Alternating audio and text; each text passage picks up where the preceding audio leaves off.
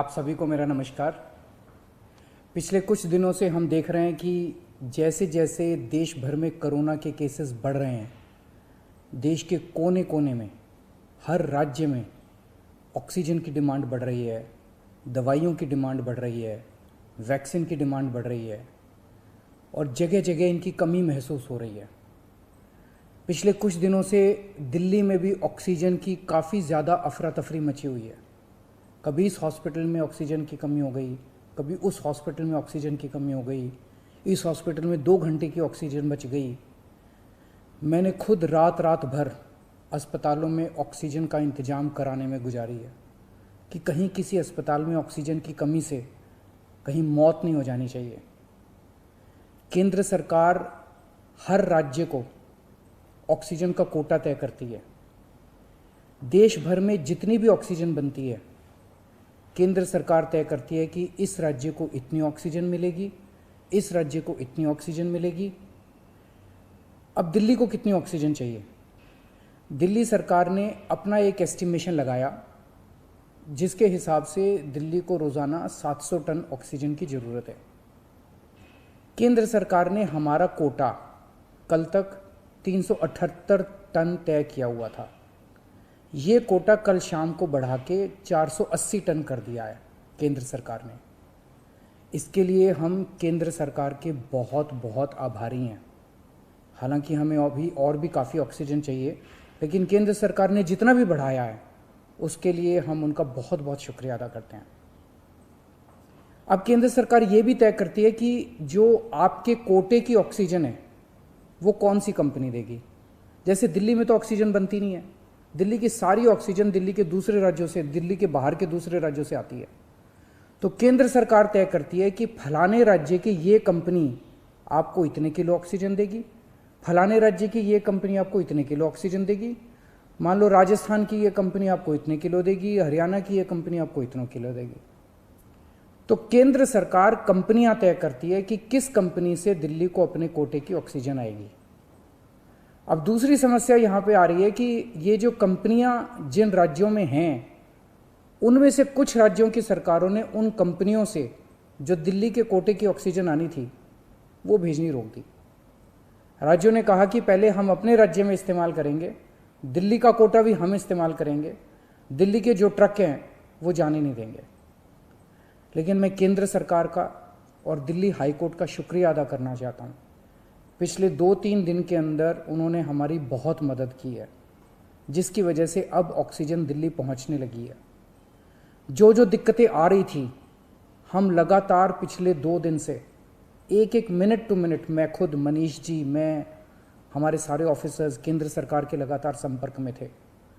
परसों रात को मुझे याद है जब जीटीबी हॉस्पिटल में वहाँ का ट्रक एक पड़ोसी राज्य से चलना था पर वो चला नहीं, जीटीबी ऑक्सीजन में आनी थी ऑक्सीजन, तो एक केंद्रीय मंत्री को हमने फ़ोन किया और उन्होंने तुरंत वहाँ पे बात करके उस ट्रक को वहाँ से छुड़वाया।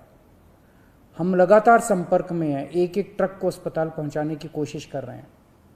हम सब लोग 24 घंटे काम कर रहे हैं, सोए नहीं हैं। हाई कोर्ट और केंद्र सरकार से जो मदद हमें मिली है उसके लिए तहे दिल से हम उनका शुक्रिया अदा करना चाहते हैं।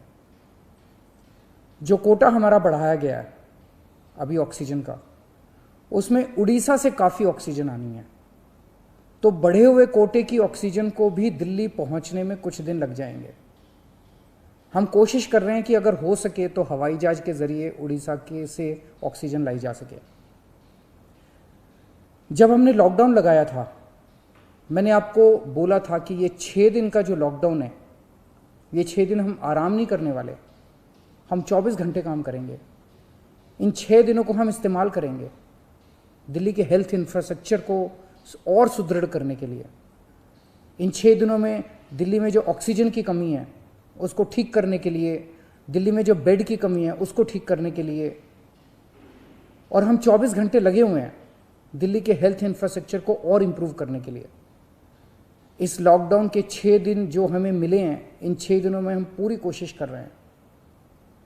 एक और बात, ये बहुत बड़ी आपदा है। इस आपदा में अगर हम सारे लोग हरियाणा, पंजाब, तमिलनाडु, गुजरात, पश्चिम बंगाल इसमें बट गए तो भारत नहीं बचेगा। इस वक्त हमें एक दूसरे की मदद करनी है, हमें भारतीय बनना है, हमें इंसान बनना है। देश के लोग आज सभी न्यूज़ चैनल पे देख रहे हैं कि दिल्ली में आने वाला ट्रक किसी और राज्य ने रोक दिया, मध्य प्रदेश में जाने वाला ट्रक फलाने राज्य ने रोक दिया। ये तो ठीक नहीं है। लोग ये नहीं चाहते। देश के लोग आज ये देखना चाहते हैं कि दिल्ली ने किसी दूसरे राज्य की मदद कैसे करी, उत्तर प्रदेश ने किसी राज्य की कैसे मदद की। हम एक साथ मिलकर आपदा से लड़ना है हमें, तभी भारत बचेगा।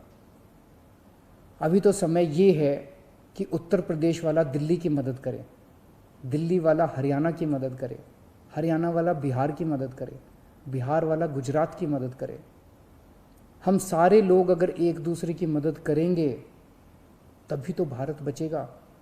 और अगर इतनी मुश्किल घड़ी में भी हम सारे एक दूसरे से लड़ने लग गए तो अगर भारत राज्यों में बट गया इस समय तो फिर भारत को कौन बचाएगा। मेरी सारी नागरिकों से अपील है, सारी सरकारों से अपील है कि आइए मिलके एक होके लड़ते हैं। अगर हम मिलके लड़े एक मुट्ठी बनेगी, हमारे सारे संसाधन मिलके एक साथ इस्तेमाल होंगे, हमारी ताकत बढ़ेगी, हमारी शक्ति बढ़ेगी। और अगर हम बट गए तो फिर कोई हमें नहीं बचा पाएगा। मैं सभी राज्य सरकारों से कहना चाहता हूँ कि दिल्ली का मुख्यमंत्री होने के नाते मेरे से जो बन पड़ेगा, मेरे हाथ में जो होगा, आप मुझसे मांगिए, मैं दूंगा। पूरे देश की मदद करेंगे। अगर दिल्ली में हमारे पास ऑक्सीजन ज़रूरत से ज़्यादा होगी तो हम दूसरे राज्यों को ऑक्सीजन देंगे। अगर हमारे पास किसी दवाई की ज़्यादा मात्रा होगी तो वो भी हम दूसरे राज्य के साथ बांटेंगे। और जब दिल्ली में कोरोना कम होगा और किसी दूसरे राज्य में डॉक्टर्स की ज़रूरत हुई, हम वहाँ डॉक्टर्स भी भेजेंगे। हम सभी भारतवासी हैं, हम अपने देशवासियों की मदद करेंगे, सभी राज्यों की मदद करेंगे, क्योंकि ये बीमारी कोई बॉर्डर देख के नहीं फैलती। मैं उम्मीद करता हूँ कि इसी भावना के साथ हम सभी मिलके एक साथ, सारी सरकारें, केंद्र सरकार, सारी राज्य सरकारें, हम मिलके काम करेंगे, एक भारत बन के काम करेंगे कोरोना को हराने के लिए। हमें पूरी दुनिया के सामने दिखा देना है कि विश्व में सबसे ज़्यादा कोविड केसेस भारत में होने के बावजूद कैसे भारत के लोगों ने, यहाँ की सरकारों ने मिलके कैसे इस आपदा से लड़ाई की, कैसे हमने सारा प्रबंधन किया। भारत के लोग दुनिया को दिखा देंगे कि कैसे एक साथ मिलके इस खतरनाक बीमारी को हमने हराया। जय हिंद। NCR करंट न्यूज़ को सब्सक्राइब करें और नोटिफिकेशन सबसे पहले पाने के लिए दबाएं बेल आइकॉन।